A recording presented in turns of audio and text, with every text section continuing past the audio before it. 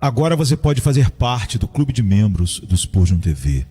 Esses são e-books já disponibilizados para os membros do canal. Todos os dias, novos e-books são adicionados junto com outros benefícios que só os membros têm. Sendo um membro, você passa a ajudar no crescimento desse ministério, tanto na quantidade do que podemos publicar, como na qualidade do material. Nosso propósito é, juntos, atingirmos o maior número de pessoas com solo escritura. Seja um membro do Spurgeon TV. Sermão número 1878, pregado na noite de domingo, 16 de agosto de 1885, por Charles Haddon Spurgeon, no Tabernáculo Metropolitano, Newington, Londres, Inglaterra. Spurgeon pregou este sermão quando tinha 51 anos, 7 anos antes de falecer. A mente carnal é inimizade contra Deus. Romanos 8, verso 7. Os homens naturalmente se preocupam com as coisas da carne. Isso é tão triste quanto se um serafim revirasse um monte de esterco.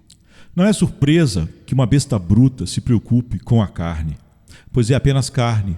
Mas é lamentável em grau máximo que o homem, em quem há um princípio infinitamente superior ao mero materialismo, mesmo assim se entregue tão geralmente a preocupar-se com as coisas do corpo, as coisas do tempo e da terra.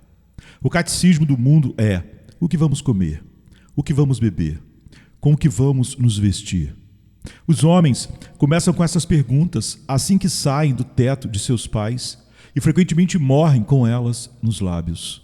Dizem dos camponeses ao redor de Nice que parecem não ter pensamento além de como podem ganhar a vida e economizar um pouco de dinheiro, e temo que eles não sejam de modo algum um povo singular. De uma forma ou de outra, o mundo está no coração e nos pensamentos de todos os homens. A poeira da terra cegou os olhos que foram feitos para o céu. Você pensaria, pela conversa de muitos seres humanos, que eles mesmos foram feitos para andar por alguns anos e depois ocupar 6 pés de terra, nunca mais sendo ouvidos.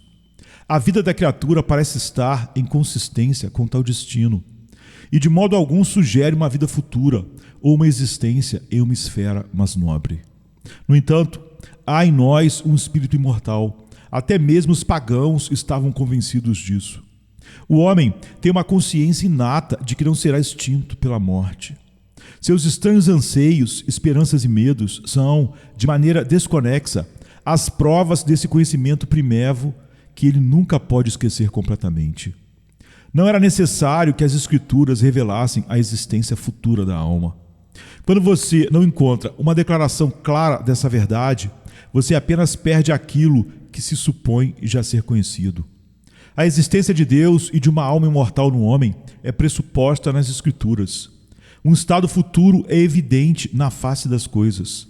Todo homem ponderado pode ver que há uma grande diferença entre a besta que rasteja e o homem que aspira.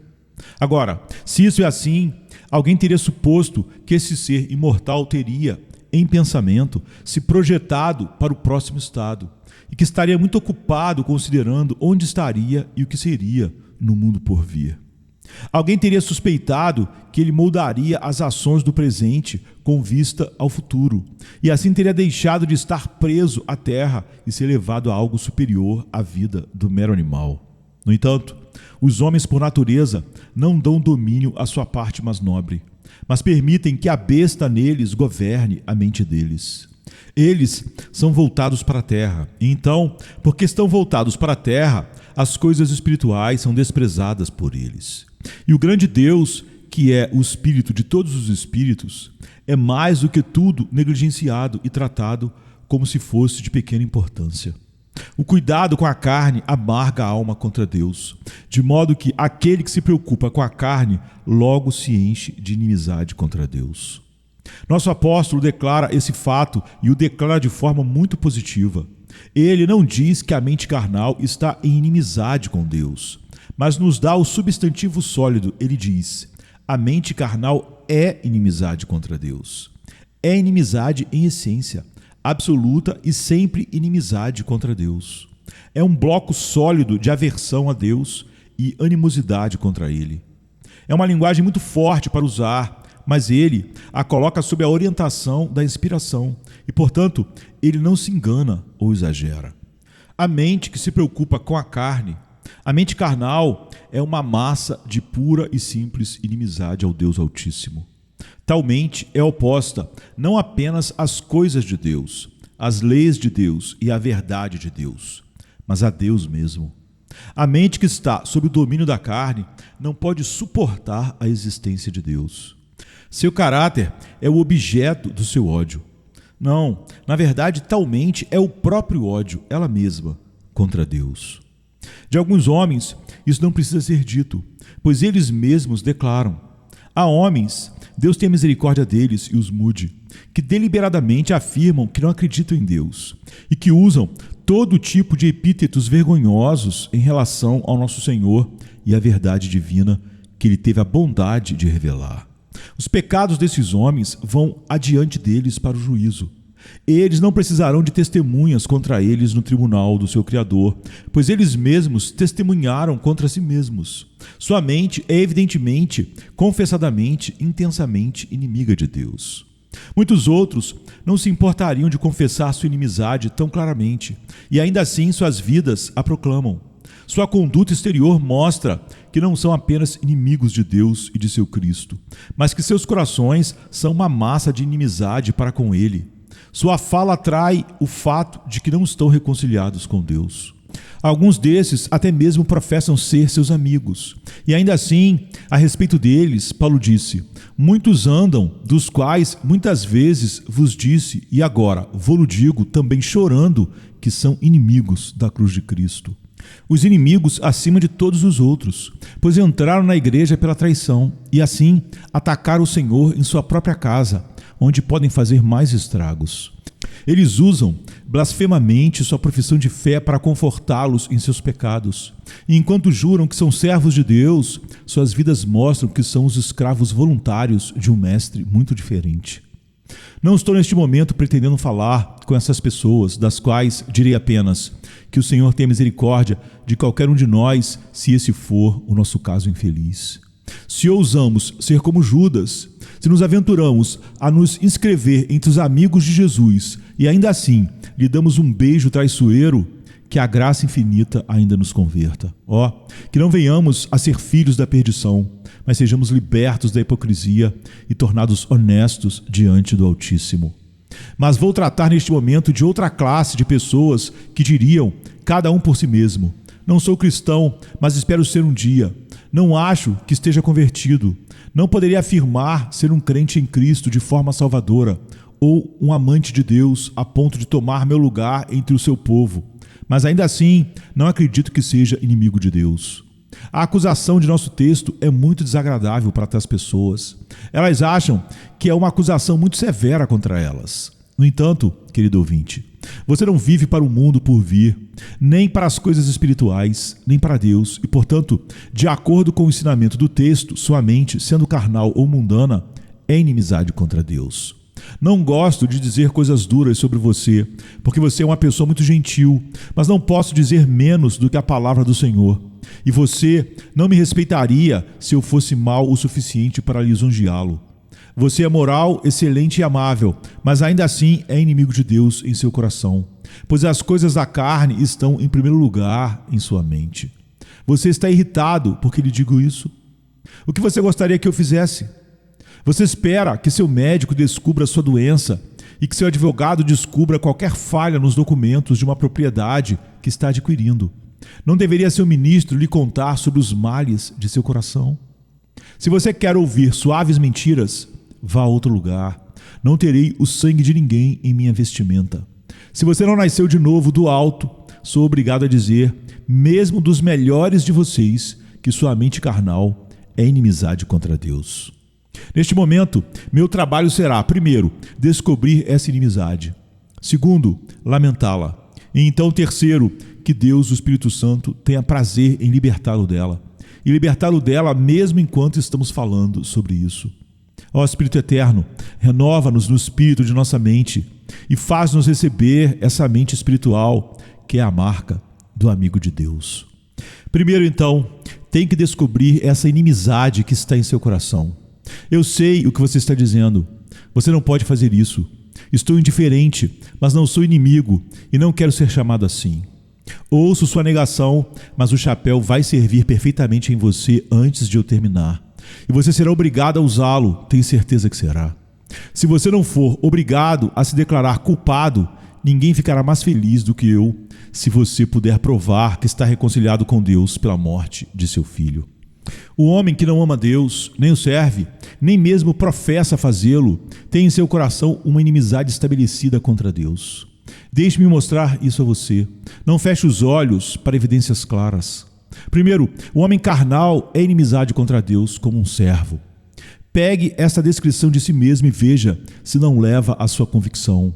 Todos vocês são servos de Deus, pois Ele os fez, e não vocês mesmos, e aquele que os fez deveria ter o uso de vocês. Vocês estão sob obrigação para com seu Criador, seu preservador, seu Redentor, e essas obrigações deveriam ser reconhecidas, mas vocês não as reconhecem, ao contrário, agem de maneira que me leva a acusá-los de inimizade contra Deus, seu Senhor e Rei. Julgue se não é assim. Aqui está um servo seu, e ele não quer servi-lo. Considere isso como preguiça, se quiser, e o caso será ruim o suficiente.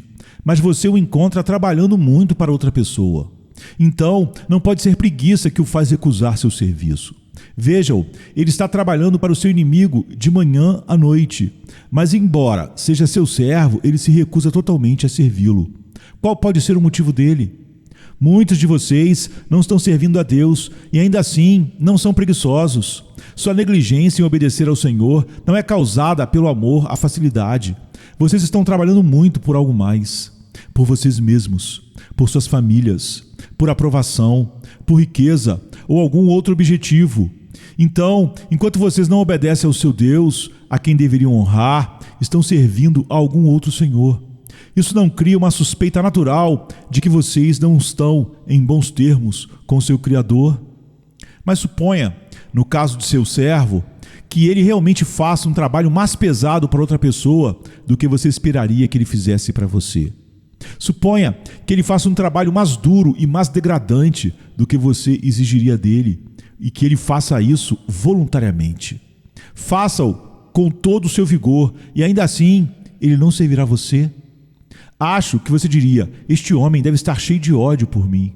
Ele trabalha para outro e não vai trabalhar para mim. Ele faz um trabalho muito mais árduo para outro do que eu já propus que ele fizesse para mim. Não esqueça que a escravidão do pecado é muito mais dura e muito mais degradante do que o serviço de Deus. O serviço do mundo é muito mais rígido, muito mais exigente e muito mais cansativo do que o serviço do Senhor Jesus Cristo.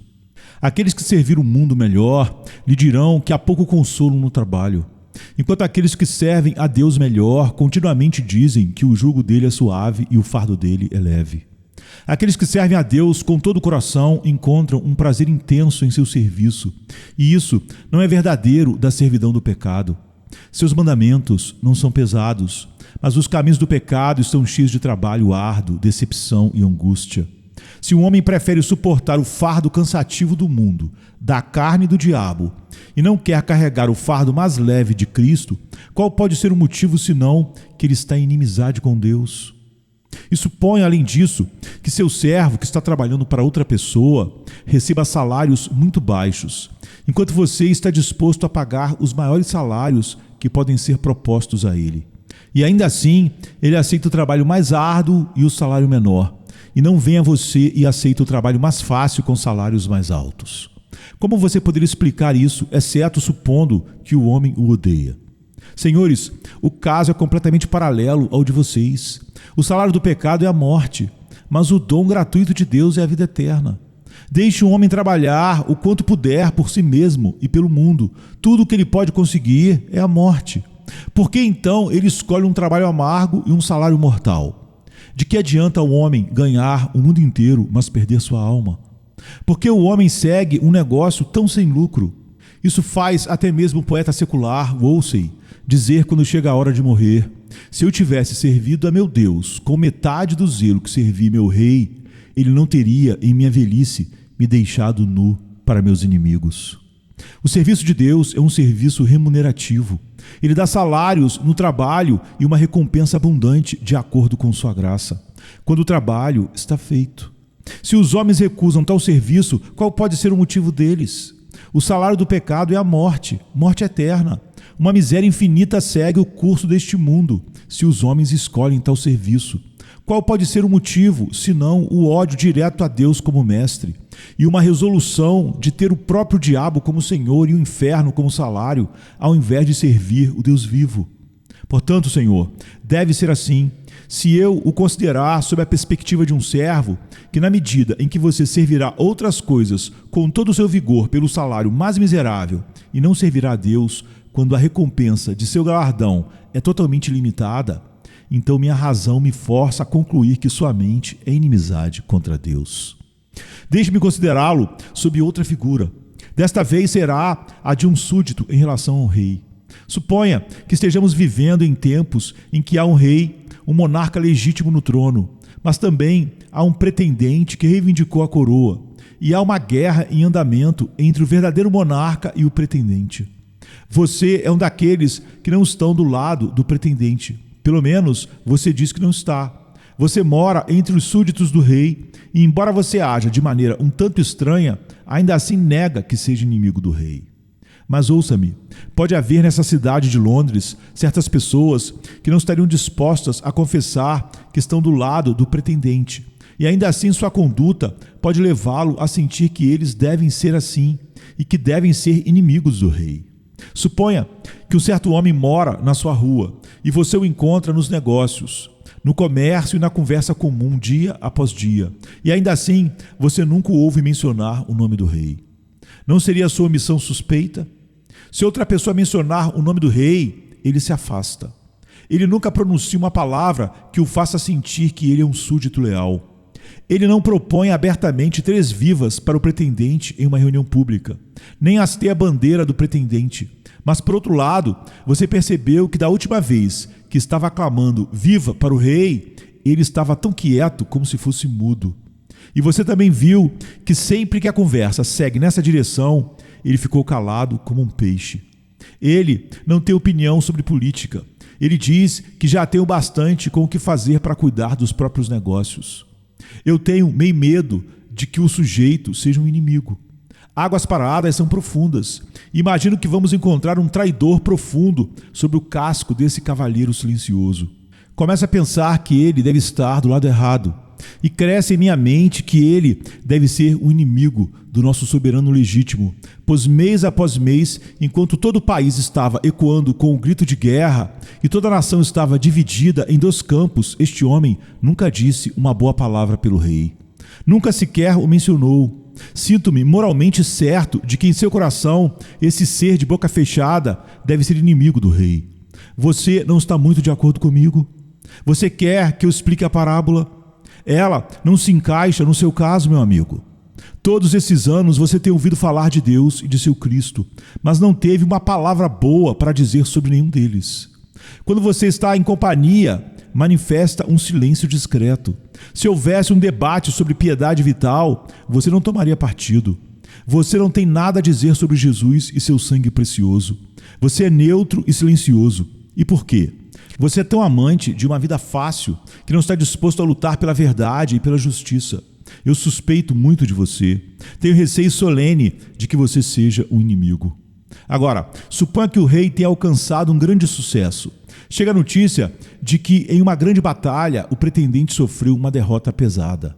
As bandeiras estão penduradas ao longo das ruas e há uma iluminação à noite. Não há bandeira em sua casa. À noite não há velas em sua janela.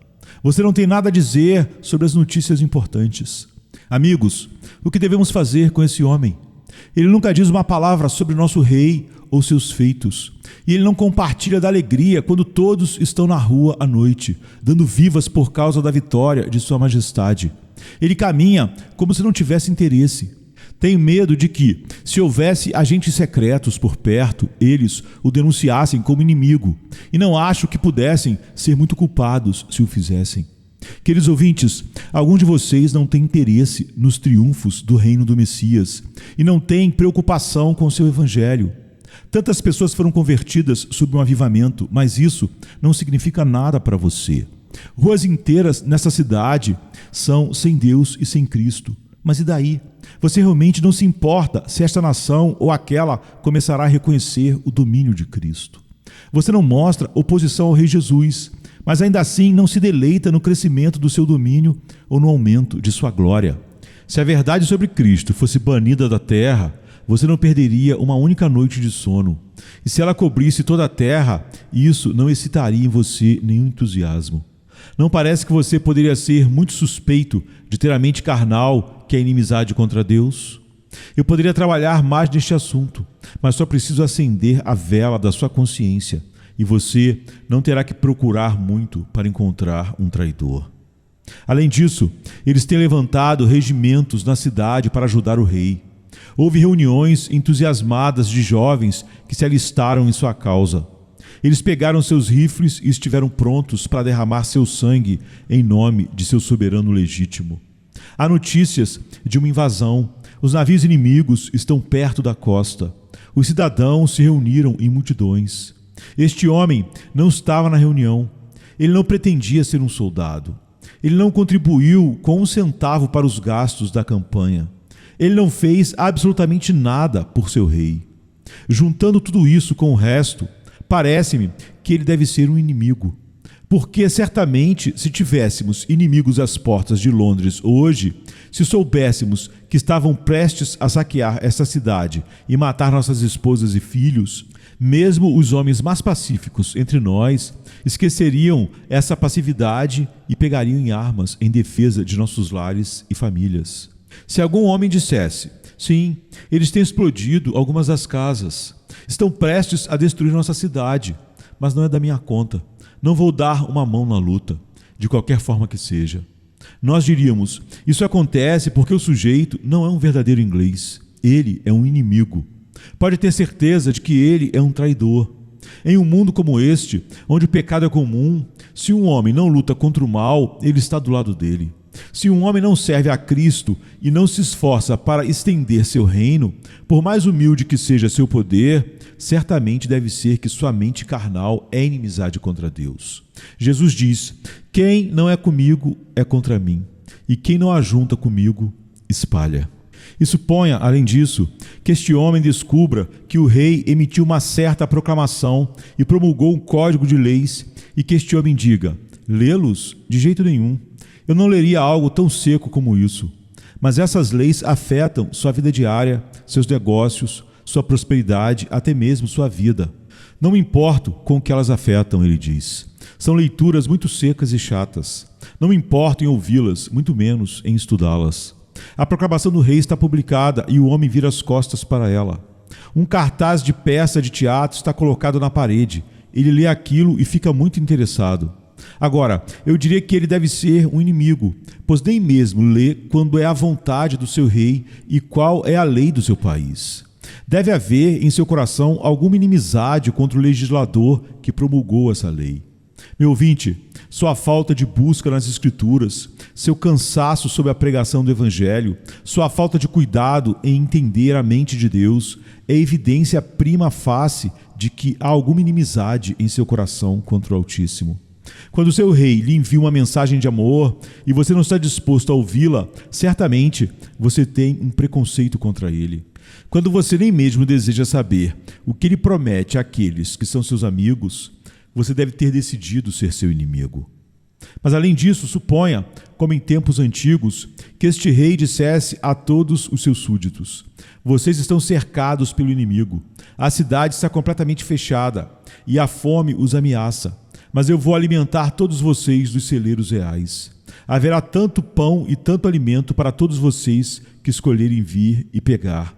Uma porção diária oferecida livremente a todos que pedirem.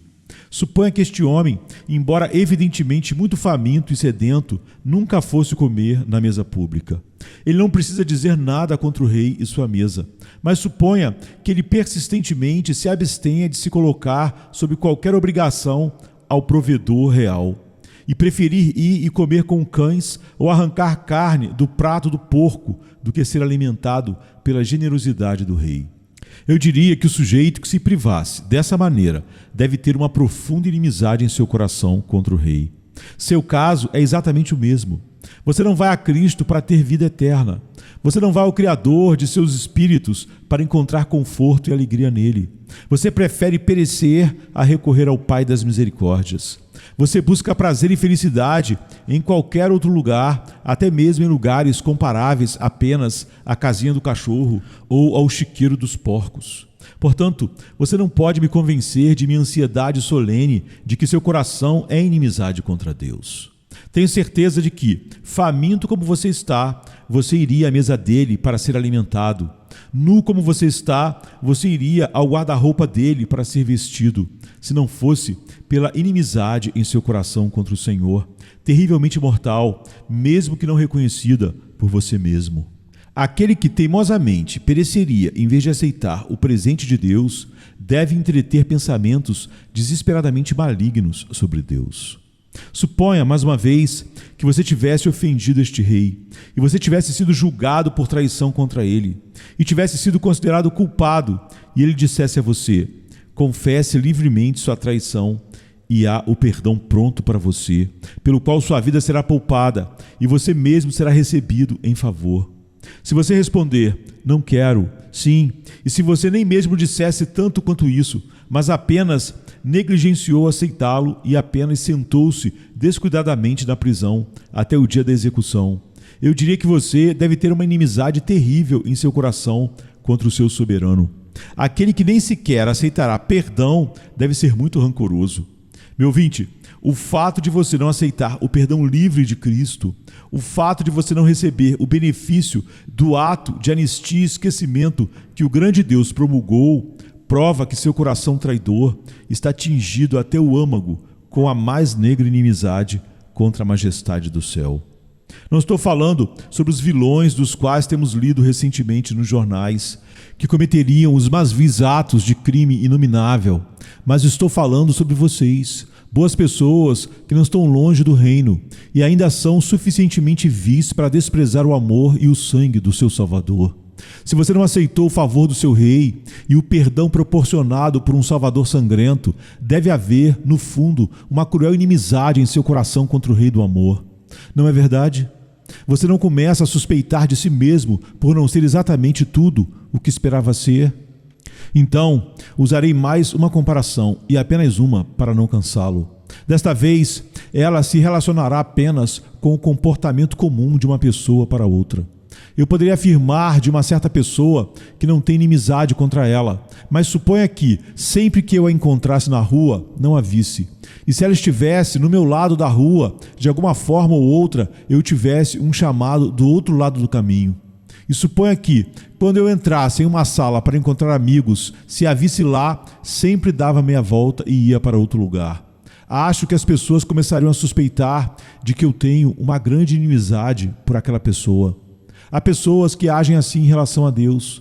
Elas acham ouvir sermões um trabalho muito chato. Conversar com pessoas cristãs sobre coisas divinas, elas não suportam.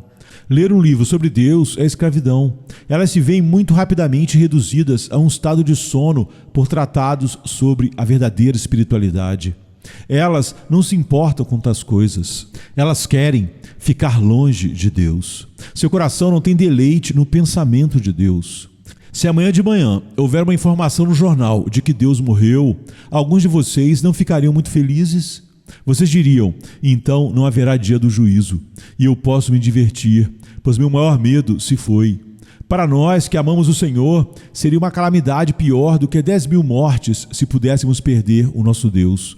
Mas sua condição de mente para com Deus é uma prova clara de inimizade contra Ele. Novamente, suponha que uma pessoa tenha lhe escrito uma carta e você não deu atenção a ela. Quando ela chegou? Chegou na segunda-feira passada de manhã. Você a leu? Oh, não, você diz. Não me incomodo em ler suas cartas. Você recebeu muitas delas, então? Oh, sim, centenas delas. O que você fez com elas? Não fiz nada com elas. Deixo elas lá e não me incomodo em ler. Essas cartas são racionais? Sim, são sábias e gentis. Ainda assim, você não se importa em lê-las? Você disse que não é inimigo do escritor? Ah, meu amigo, suspeito que não há muito afeto em seu coração por ele. Deve, de fato, haver um bom tanto de animosidade. Quando você leu uma de suas cartas, sobre o que era? Bem, era sobre desejar estar em paz comigo e desejar me fazer o bem. Ele falou sobre eu estar em grande perigo e disse que me ajudaria, e sobre eu ser pobre, e se ofereceu para me enriquecer. Ele falou assim, e você nunca mais leu nenhuma de suas cartas? O que há com você? Essas cartas estavam cheias de acusações amargas e ameaças ferozes? Você responde, oh não, eram gentis, boas e afetuosas, e não tem dúvidas de que eram para meu benefício, mas não me importo com elas. Acho que outras pessoas deveriam lê-las, mas eu não tenho vontade de fazer isso. A partir disso, tenho certeza de que você odeia o escritor muito sinceramente. Eu não descrevi sua conduta em relação à sua Bíblia. Aquele livro abençoado é uma carta de amor de Deus, o grande Pai, e você não o lê, nem se importa com ele, e, portanto, tenho certeza de que deve haver em seu coração uma inimizade contra ele. Não acho que você possa me convencer dessa convicção. Portanto, ficaria feliz em convencê-lo do seu estado de espírito errado, até que você se envergonhe dele e se volte para Deus. A oração é negligenciada por você? É um fardo? Você não tem prazer nisso? Então, como você pode dizer que é amigo de Deus? Você completamente negligencia toda a comunhão com Deus? Você nunca fala com Ele? Como você pode pensar que o ama? Se eu tivesse um filho que morasse em minha casa, comesse à minha mesa e fosse vestido pela minha bondade, e esse menino dissesse às pessoas de fora, nunca falo com meu pai, ele fala comigo, mas nunca o escuto. Moro em sua casa, mas trato-o como se estivesse morto. Não concluiria todo mundo corretamente que havia uma animosidade mortal no coração de tal filho para com seu pai? Não consigo deixar de pensar que se você viver sem falar com Deus ou ouvi-lo falar com você, você tem uma mente carnal que é inimizade contra Deus. Aí deixe o assunto, esperando que sua consciência desperte e se preocupe com este assunto. Se essas coisas sugerirem uma suspeita de sua horrível e antinatural inimizade contra o bom Deus, e isso levar aos seus joelhos, eu bendirei o Espírito Santo por ser assim. Venha, ó grande convencedor, e faça meus ouvintes não regenerados conhecerem sua verdadeira condição diante do Senhor, e então os guie a Jesus, o Salvador. Mas agora, em segundo lugar, e muito brevemente, vamos lamentar essa inimizade contra Deus. Venha, Espírito gracioso, e derreta nossos corações para a penitência. Pois, em primeiro lugar, que injustiça é essa? Eu não suporto que alguém fale mal e pense mal de alguém que é bom, gentil e generoso. Eu interviria, se possível, para corrigir esse julgamento equivocado. Mas você não pensar bem de Deus, você não amar a Deus do amor, você não estar em paz com o doce Senhor Jesus, você não se deleitar em Cristo, é uma grossa injustiça para com Ele. Não continue assim. Se você tem algum senso de retidão, que Deus faça você sentir vergonha de tratá-lo mal. Além disso, arrisco dizer que é mais do que uma injustiça. Que infâmia é essa? Se alguém neste país pudesse apontar para uma pessoa e dizer, este é um homem que odeia a rainha e que, onde quer que ele vá, fala mal dela, sentiríamos que ele não era um homem de honra, nenhuma pessoa de bom sentimento. Ainda assim, difamar uma senhora de vida irrepreensível não é nada comparado a odiar o Senhor perfeito. Quando penso que alguém não ama a Deus, não ama a Cristo, sinto que é uma coisa terrível para ele, uma coisa infame para ele. Venham aqui, anjos, se quiserem, se puderem desviar os olhos da augusta visão do seu Senhor coroado. Venham e olhem nesta direção. Aqui está um homem que Deus fez, que não ama seu Criador. Aqui está um monstro que é alimentado todos os dias pela bondade de Deus e nunca o agradece. Aqui está um ser imortal que ouve sobre a morte de Cristo e lhe é dito que se crer nele viverá feliz para sempre, e ele não crerá nele e não se importa com Cristo ou com seu amor, sua vida ou seu céu. Certamente, esses espíritos abençoados desviam seus rostos. Eles esticam suas asas para fugir de tal companhia detestável. Eles gritam, não vamos olhar para tal monstro, ele não é digno de viver. Há uma infâmia em não amar a Cristo. Além de tudo isso, eu diria que é um grande prejuízo para você mesmo. É um grande prejuízo para qualquer homem não estar perfeitamente em paz com Deus. Você está perdendo felicidade, está perdendo santidade. O que é ainda mais, você está perdendo o pleno desenvolvimento do seu ser. Você está se perdendo em trevas que se acumularão para sempre. Ó senhores, não posso suportar que isso seja o caso, que vocês estejam em inimizade com Deus. As consequências lamentáveis de viver e morrer em inimizade com Deus. Você não pode ter sucesso nessa inimizade. Você não tem poder com o qual lutar contra o Senhor e prosperar. Você não precisa desejar ter tal poder, porque você quer lutar contra o amor, a misericórdia, a verdade, a bondade e a justiça. Que o Espírito de toda a graça o leve a se enojar de si mesmo. Você nunca cometeu adultério, nunca foi ladrão, nunca foi blasfemo, mas não se elogie por estar livre desses crimes. É pecado suficiente não amar a Deus. É prova suficiente de um coração vil não se deleitar no Senhor. Quando levo um amigo para ver uma paisagem que me encanta e ele olha e murmura, não vejo nada nela, sinto pena dele. Quando faço ele ouvir as melodias encantadoras da música de Handel e ele resmunga, há muito barulho, e consigo ouvir um grande tambor, sinto muito por ele não ter ouvidos para a música. É assim quando penso nas glórias de Deus e encontro homens que não as apreciam, sinto-me triste por eles. Preferiria ser cego, surdo e mudo e perder todo o sentimento do que perder o sentido da beleza e perfeição de Deus. A capacidade de desfrutar de Deus e entender sua excelência superlativa é a maior faculdade que um ser pode possuir, e aquele que não a tem está morto enquanto vive. Aquele que não ama o Senhor, eternamente abençoado, é um verdadeiro Nabal, cujo coração é como uma pedra dentro dele.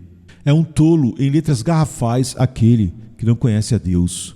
Que o Senhor manifeste sua graça àqueles de vocês que estão em tal condição e os leve a lamentá-la e escapar dela. Isso me leva ao fim.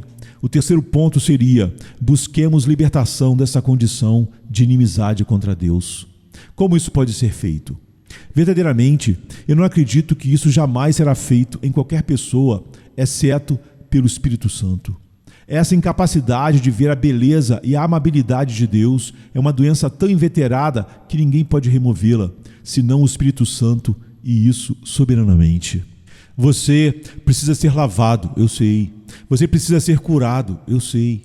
Você precisa ser vestido, eu sei. Mas sei outra coisa com bastante clareza: você precisa nascer de novo. Você diz: como pode um homem nascer quando é velho? Só há um caminho. Aquele que primeiro fez deve fazê-lo de novo. A mudança em você deve ser radical e completa, e você não pode realizá-la por si mesmo. Você está entregue à misericórdia onipotente de Deus, e essa misericórdia onipotente virá livremente em seu socorro se você aceitá-la no Senhor Jesus Cristo. Somente o Filho de Deus crucificado pode ser sua salvação de toda essa incapacidade espiritual e aversão. É a obra do Espírito Santo levá-lo a aceitar Jesus e assim ser libertado de sua inimizade. Se você o fizer, saberemos que você foi chamado eficazmente pelo Espírito Santo. Em seguida, o inimigo de Deus precisa ser libertado da grande culpa de não ter amado a Deus. Como isso pode ser feito? Isso só pode ser realizado através da expiação infinita do Senhor Jesus Cristo. Grande culpa se acumulou sobre você por ter vivido tanto tempo sem amar a Deus. O primeiro preceito da lei é: amarás o Senhor teu Deus de todo o teu coração, e de toda a tua alma, e de todas as tuas forças. E isso você não fez. Agora, a culpa dessa omissão injusta só pode ser removida através do sacrifício sangrento de Jesus Cristo, o Filho de Deus. Por essa única omissão, você violou toda a lei de Deus, e nada além do sangue de Jesus pode fazer a reparação à sua honra. Graças a Deus, essa expiação preciosa pode purificá-lo. Confiando nesse glorioso sacrifício, a culpa de você não amar a Deus desaparecerá completamente. Como a própria inimizade pode ir embora. Eu lhe mostrei que isso deve ser removido pela mudança do coração pelo Espírito Santo. Mas o meio disso será este: sua inimizade partirá por um senso do amor de Deus por você. Acredito que é Aristóteles quem diz que é impossível para uma pessoa acreditar que outra a ama sem sentir algum tipo de amor em retorno. Eu concedo que é quase impossível, mas não tenho certeza se é totalmente assim.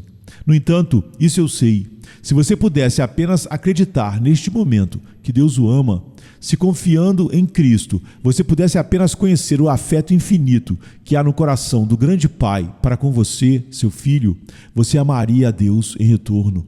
Você não poderia evitar. Se você pudesse entender o amor que pingou dessas 5 feridas, o amor que forçou seu Salvador a um suor de sangue, o amor que exclamou: está consumado, enquanto ele entregava o Espírito, o amor que, quando ele ressuscitou dos mortos, ainda pensava em você e que, quando subiu ao seu trono, ainda se lembrava de você, o amor que intercede pelos culpados agora e intercede pelos pecadores agora. Se você pudesse entendê-lo, você clamaria: não posso mais estar em inimizade com Deus. Devo amá-lo, Ele que tanto fez por mim. O amor de Jesus tem um poder tão derretedor que até um coração de aço endurecido pelo inferno se amolece e se desfaz em rios de penitência sob sua influência. Como dizem os versos, a lei e o terror apenas endurecem o tempo todo que trabalham sozinhos. Mas um senso de perdão comprado com sangue logo dissolve um coração de pedra. Que você receba um sentido desse amor imediatamente, e você então descobrirá que sua inimizade se foi, que você está espiritualmente inclinado e que ama a Deus. Porque, para concluir, esse é o principal: enquanto o homem continuar a se preocupar com a carne, ele não pode amar a Deus. Enquanto o seu principal negócio for o seu corpo e as coisas do tempo e dos sentidos, ele está e deve estar em inimizade com Deus. Mas quando o Senhor Jesus Cristo conquista seu coração, quando o Espírito de Deus renova sua mente, quando ele passa a amar a Deus, então ele se preocupa com as coisas espirituais. Então o seu tesouro está no céu e o seu coração também está lá. Então suas esperanças estão na vinda do Senhor Jesus Cristo quando ele voltar uma segunda vez. E então sua vida tende para a glória, honra e imortalidade. Assim, o homem é elevado de ser um verme da terra a parentesco com os anjos. Ele larga a lama e o pó da serpente e veste a asa seráfica.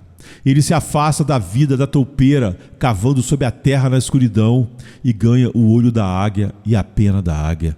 Ele deixa para trás a escuridão e a noite da terra e se eleva com os olhos voltados para o sol da glória, deleitando-se no santo e no celestial. Que Deus o leve a esse estado pela fé em Jesus Cristo. Amém.